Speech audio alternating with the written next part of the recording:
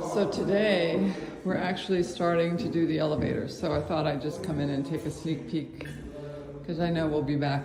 We can talk about when we really are ready, but coming in, we can see it's just quite an extraordinary place to be able to entertain. Looking back, it feels so light and airy and open, even in the areas where we have extra storage and some privacy here from the houses with the berm next door, but I had to really kind of fight. I haven't turned on all the lights yet, but I thought it'd be nice to catch this in a natural light. Elevator going in the middle. There's our elevator. Kind of crazy with all the stuff that's going on, but the glass goes in very last. And I think that we're really in great shape.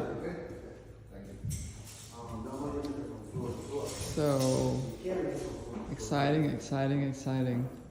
I took down the dead tree so we have views out of our windows and a finished landscape. Ciao for now.